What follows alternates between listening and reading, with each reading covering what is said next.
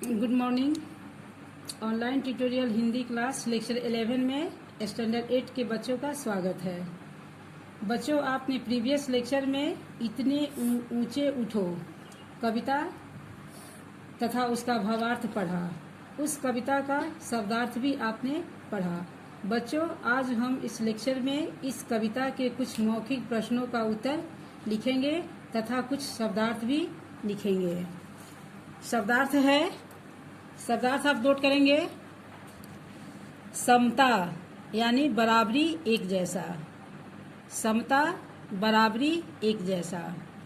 दूसरा वर्ड है मलय पवन, जिसका अर्थ है दक्षिणी वायु।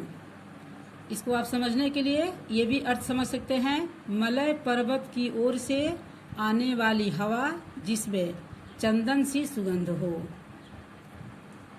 मलय पवन का अर्थ होता है दक्षिणी वायु। इसको आप समझने के लिए और विस्तृत रूप से भी बच्चों आप समझ सकते हैं, मलय पर्वत की ओर से आने वाली हवा जिसमें चंदन सी सुगंध हो। तीसरा आपका वर्ड है नूतन, इसका अर्थ होता है नया। सृजन, इसका अर्थ है निर्माण। पोषक, इसका अर्थ है पालने वाला। शाश्वत, सदा रहने वाला। प्रतिपल, हर पल, क्षण। चिंतन, ध्यान। बच्चों, ये आपका शब्दार्थ हुआ। अब आप इस कविता का मौखिक प्रश्न लिखेंगे। चलिए बच्चों, अब आप लिखेंगे नेक्स्ट क्वेश्चन, मौखिक प्रश्न। इसमें आपका क्वेश्चन है क, संसार किन ज्वालाओं में जल रहा है। संसार किन ज्वालाओं में जल रहा है। इसका आंसर होगा संसार जाति भेद की, कौमा धर्म वेश की, कौमा काले गोरे रंग द्वेष की ज्वालाओं में जल रहा है। संसार जाति भेद की, धर्म वेश की, काले गोरे रंग द्वेष की ज्वालाओं में जल रहा है। नेक्स्ट क्वेश्चन है, नए हाथ नई तुलिका और नए राग का क्या अर्थ है। नए हाथ नई तुलिका और नए राग का क्या अर्थ है।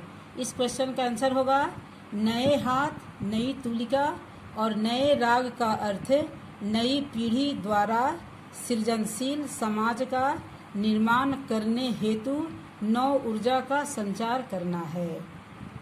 नए हाथ नई तुलिका और नए राग का अर्थ नई पीढ़ी द्वारा सृजनशील समाज का निर्माण करने हेतु नव ऊर्जा का संचार करना है।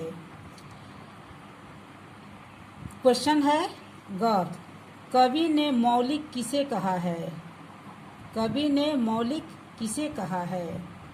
इसका उत्तर होगा कवि ने मौलिक युवा वर्ग को कहा है। कवि ने मौलिक युवा वर्ग को कहा है।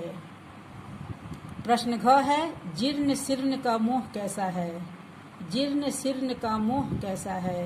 इसका आंसर होगा जीर्ण शीर्ण का मोह मृत्यु जैसा है। जीर्ण शीर्ण का मोह मृत्यु जैसा है। बच्चों, आपका ये मौखिक प्रश्न समाप्त हुआ। नेक्स्ट क्लास में आप दूसरा प्रश्नोत्तर करेंगे। आज के लिए धन्यवाद।